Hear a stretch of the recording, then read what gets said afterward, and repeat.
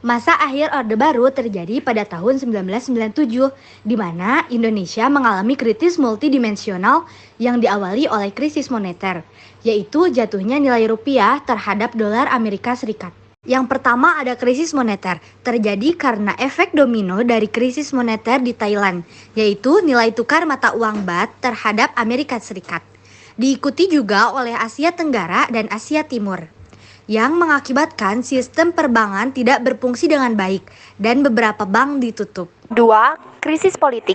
Menjelang tahun 1998, kondisi politik di Indonesia semakin terpuruk.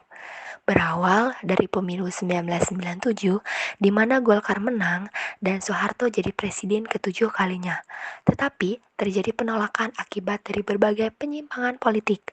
Di antaranya adalah adanya paket undang-undang yang mengekang kebebasan berpolitik, menteri dari orang-orang terdekat presiden nepotisme, dan kemenangan Golkar di setiap pemilu.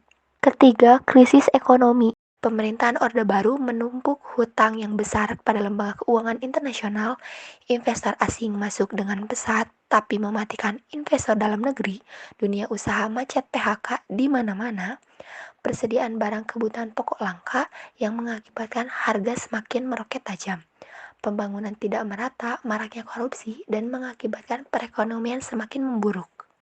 Yang keempat, krisis sosial. Pembangunan tidak merata yang mengakibatkan kesenjangan sosial, banyak perusahaan gulung tikar, PHK di mana-mana, meningkatnya pengangguran dan kriminalitas. Pada tahun 1998, terjadi kerusuhan dan penjarahan rakyat terhadap orang Tionghoa. Dikarenakan pemerintah membuka lebar investor asing untuk mengajak etnis Tionghoa mensukseskan program tersebut. Yang kelima, krisis hukum. Dominasi kekuasaan Presiden Soeharto dan kuatnya pemerintah Orde Baru mengakibatkan pertama, hukum di Indonesia lemah, kedua, tidak ada supremasi hukum, dan terakhir, hakim dijadikan alat pembenaran atas tindakan dan kebijakan pemerintah.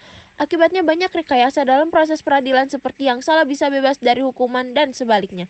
Masa Orde Baru ini belum bisa menciptakan keadilan bagi seluruh rakyat Indonesia. Yang keenam, krisis kepercayaan. Terjadi krisis di beberapa bidang yang mengurangi kepercayaan masyarakat terhadap Soeharto, serta menyuburkan banyaknya korupsi, sehingga rakyat hidup di bawah garis kemiskinan. Pemerintah Orde Baru tidak mampu. Pertama, membangun kehidupan politik yang demokratis. Kedua, menegakkan keadilan sosial. Dan terakhir, melaksanakan perekonomian yang memihak rakyat. Akhirnya, rakyat Indonesia menuntut adanya reformasi melalui aksi-aksi demonstrasi. Reformasi yaitu perubahan terhadap suatu sistem yang telah ada. Pembahasan pertama yaitu agenda utama dari aksi-aksi demonstrasi. Di antaranya, menuntut Presiden Soeharto turun jabatan, menuntut penghapusan dui fungsi ABRI, menuntut amandemen UUD 45 dan pelaksanaan otonomi daerah. Yang kedua, ada peranan mahasiswa dalam menuntut reformasi. Ada dari mahasiswa Jakarta, Yogyakarta, dan Surabaya. 15 Mei 1998, Soeharto pulang dari konferensi Kairo di Mesir, lalu melakukan pertemuan dengan B.J. Habibie dan pejabat lain untuk menerima laporan tentang perkembangan tanah air. Dan pada 16 Mei 1998, pimpinan DPR Harmoko menemui Soeharto dengan menyampaikan tuntutan reformasi, yang diantaranya perlunya melaksanakan reformasi total. Dan tanggapan Presiden Soeharto yaitu mempersilahkan reformasi, dengan tanggapan Presiden Soeharto yang tidak diterima oleh Harmoko. Menteri Kabinet Ginanjar Kartasasmita menyampaikan sepucuk surat yang ditandatangani 14 menteri, yang isinya meminta Presiden Soeharto mundur, menolak bergabung ke reshuffle kabinet. Hal itu membuat Presiden Soeharto sangat terpukul dan tidak punya pilihan lain selain mengundurkan diri. Lalu, Soeharto bilang ke B.J. Habibie untuk siap menggantikannya sebagai presiden. Pada 21 Mei 1998, Presiden Soeharto membacakan pidato pengunduran dirinya. Lalu, B.J. Habibie dilantik menjadi Presiden Republik Indonesia. Itu semua menjadi tanda berakhirnya masa Orde Baru dan dimulainya masa reformasi.